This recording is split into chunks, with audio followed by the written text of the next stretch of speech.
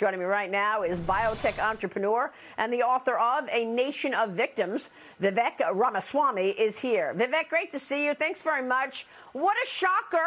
Okay, Twitter going to be acquired by Elon Musk. Maybe the Democrat public relations firm goes away.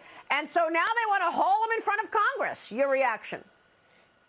So, look, I think Elon Musk's first principle should be that he will not take orders from the party in power. That's one of the problems with these social media companies over the last couple of years, Maria, is that they say they're acting as private companies and the government says they have nothing to do with it. But in reality, what's happened is that the party in power has used a combination of threats, including in these congressional hearings, inducements in the form of Section 230, and now Jen Psaki will tell you in the White House press conference room that they're coordinating together to take down hate speech and misinformation that the government and the party in power does not like. Elon Musk's first message should be the fact that actually, he's not going to carry out state action in disguise. He's going to implement a vision for free speech on this platform. And as I wrote about in the pages of the Wall Street Journal, he could make that really simple by saying that, yes, illegal content can come down. Yes, pornography and commercially fraudulent spam, all of that doesn't necessarily belong on Twitter. It doesn't.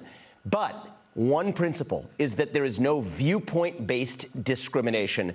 And by the way, if there's certain users who don't want to see unpleasant or offensive hate speech, great. Give the power back to the user to decide what they can and can't see, rather than having one man or one company make that decision centrally. That's what I think. I mean, Vivek, honestly, do they think we're stupid? I mean, look at all of these stories that have been censored.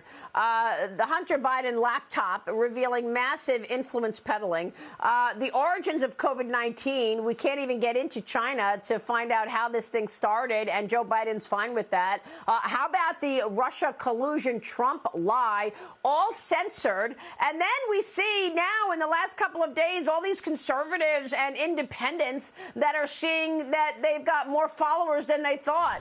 Me too. I had 958,000 followers before the announcement. Now suddenly I have 990,000. I've gained followers. All these others are saying how many they've gained. What's going on? Yeah, so look, there's an innocent explanation, and then I think what's really going on. The innocent explanation is that there was such energy in the news cycle about Elon Musk taking over that many conservatives flocked back to Twitter. And if you wanted evidence to support that, it was the fact that Truth Social made it to the top of the Apple App Store chart, and Twitter made it to number 2, even though both of them were outside of the top 30 before. That shows that there's some enthusiasm for the new free speech culture coming to social media and coming to Twitter. However, Maria, I think that that's only part of the story. That would not, in my opinion, explain the drastic changes that we've seen even in a matter of days.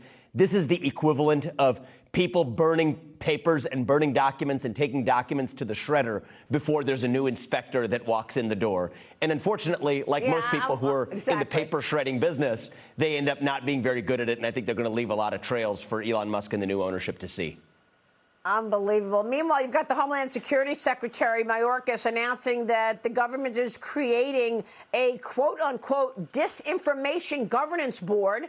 They claim they want to fight online disinformation, and yet the person leading it is somebody who spread misinformation about Hunter Biden's laptop and believed that the Steele dossier was something that was true. We know it was garbage. So how are we supposed to believe that they're trying to get rid of disinformation when, in fact, they've been spreading disinformation, Vivek? This seems like a page out of the Communist China Party's playbook.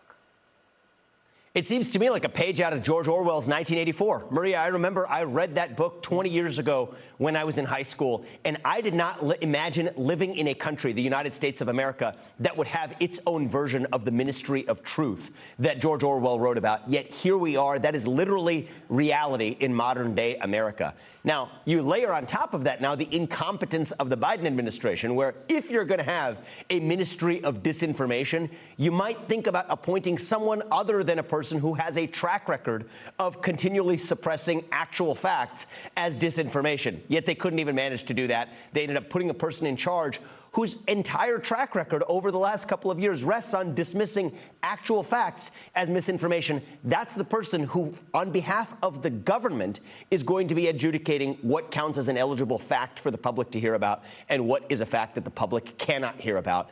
This is Orwellian, it is dystopian, yet it is modern-day America. Here we are. It's very disturbing. Look at all of these lies that have come out. The border is closed. No, it's not. Inflation is transitory. No, it's not. All right. Thank you so much, Vivek Ramaswamy. We will see you soon, sir. We appreciate your time.